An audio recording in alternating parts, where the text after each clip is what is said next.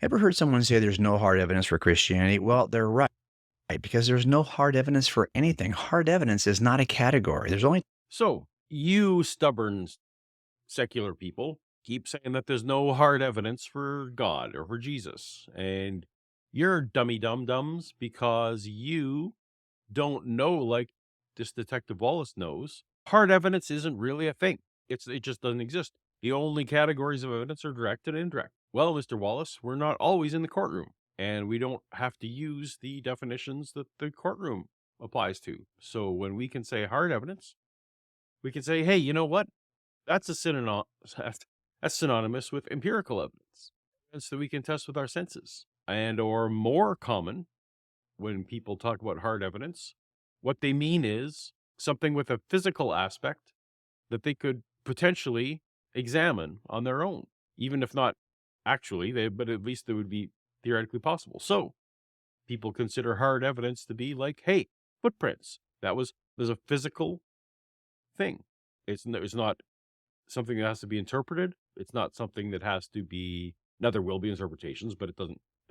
It's a footprint, or DNA. Sometimes there's the black light showed us the weird stuff. That's all. That's physical. Or there's a knife with blood on it. But these are all hard evidence, Mr. Wallace. They're not the phrase that you use in the court. But when the person was asking a question, you don't say, "Hey, your question's dumb," because I've made up a definition that makes your question dumb. No, you say, hey, what do you mean by that? That's how conversations happen. You don't just get to have your own vocabulary, your own jargon, and insist that no one has a point. two categories of evidence in all the criminal trials I've done over the years: direct evidence and indirect evidence, also known as circumstantial evidence. And See, ha ha, ha. You know that, yeah, this is a common misunderstanding as well. People don't know that in the court situation, the things that I actually listed, like DNA or a knife or a footprint, those are all actually circumstantial evidence in a courtroom, because direct evidence is testimony, and everything other than testimony is circumstantial. Although, and that what reason I say that is because weirdly, circumstantial evidence kind of is a derogatory phrase in common parlance. So Jay wants to remind everyone that those things, the derogatory phrase that you use commonly refers to those things that you seem to value. So ha ha ha, again, you're dumb. Well, no, we're just using different vocabulary than you, sir. direct evidence is simply eyewitness testimony. Indirect evidence is everything else, including DNA and fingerprints.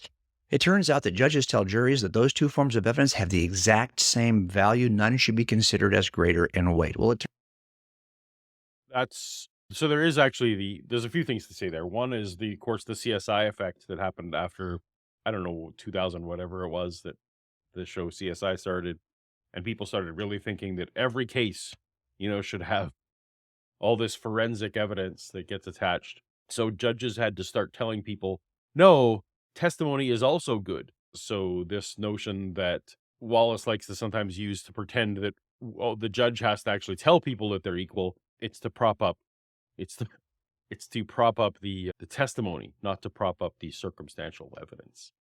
turns out Jesus. And also, sorry, that was he doesn't, I looked this up. They definitely do not, and every county is different. So every county has different jury things. But the general principle is both things can be considered to be equal. Which evidence the jury ultimately makes them decide one way or the other is not determined by jury instruction, right? The jury doesn't sit there, well, man, there's all this evidence, but there's that one piece of testimony, and so I have to consider this testimony must topple all the other hard evidence, as it were, that was there. No, the judge gives them permission to consider all of them. So if you consider the one piece of testimony to be more compelling than the others, that's valid. Or if the juror next to you considers the other to be more weighty than the testimony, also valid. That's all that this jury instruction does. Jesus also used both forms of evidence. He said, if you don't believe the words I'm telling you, at least believe on the evidence of these miracles. He's pointing to indirect evidence. And then he selects. Yeah, cool for the people who were there to see his miracles. Not so cool for those of us who weren't there.